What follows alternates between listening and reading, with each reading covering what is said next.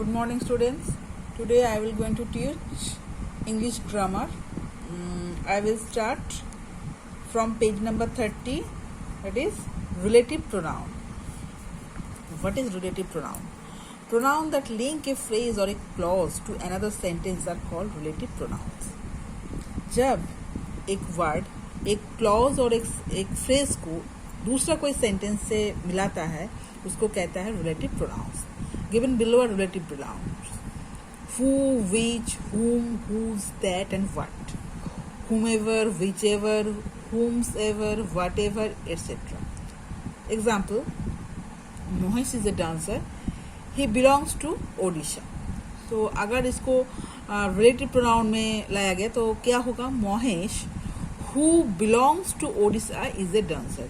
Using who is a relative pronoun.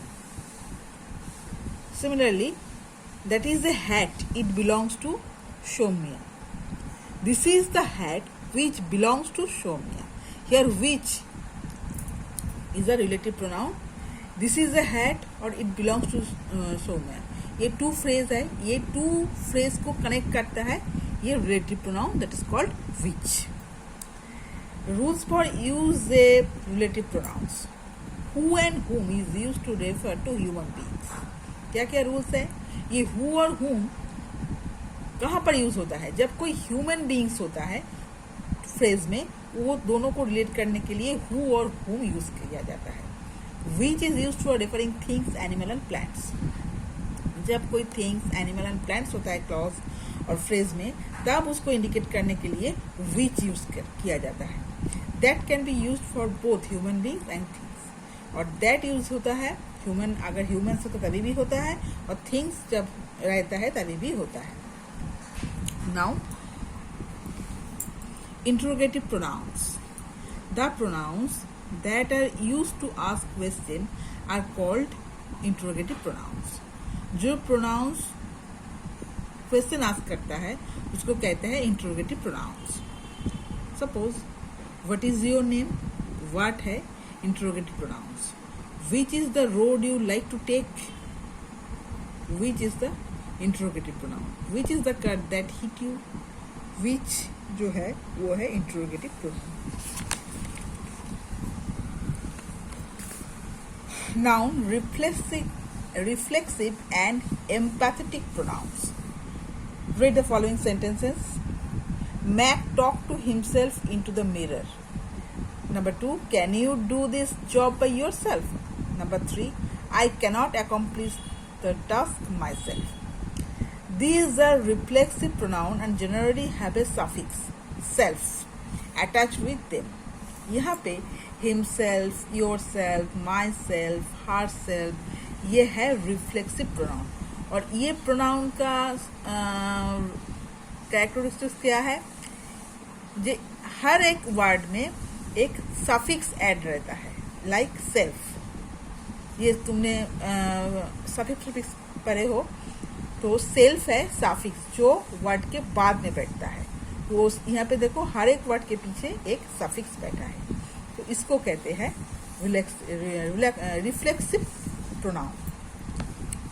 Reflexive pronouns occupy the place of an object in a sentence but refer to the same subject that self forms a personal pronoun are called reflexive pronoun. A reflexive pronoun cannot be subject of a sentence. ये reflexive pronoun जो होता है वो एक sentence में कभी भी subject के जगह नहीं ले सकते. वो पर्सनल प्रोनाउंस होता है. तो What is personal pronouns? I singular. I के जगह में रिफ्लेक्सिव प्रोनाउन के क्या होता है? myself. Self suffix. You yourself. You yourselves. They themselves. He or she himself or herself. It itself. We ourselves. So is it clear? Sometimes pronouns like myself, yourself, yourselves, ourselves are used together with the personal pronoun or noun to create an emphasis. They are called empathetic pronoun. Example: you yourself packed a bag. यहाँ पे you और yourself होता है empathetic pronoun. So जहाँ पे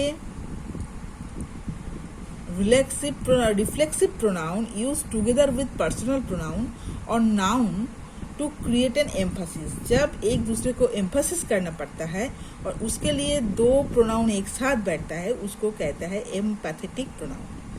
like you emphasis करता है your self को, तो यू और योर सेल्फ दोनों है empathetic pronoun. She herself enrol for the dance classes. She और हरसेल्फ दोनों है। शी एम्फेसिस करता है हरसेल्फ को, तो दोनों ही एक ही है प्रोनाउन, तो इसको कहते हैं empathetic.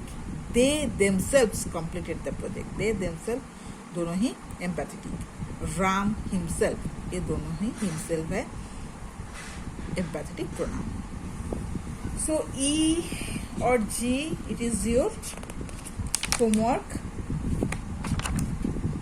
I hope it is clear to you all. So up to this next day, I will start chapter 5 adjectives. So thank you.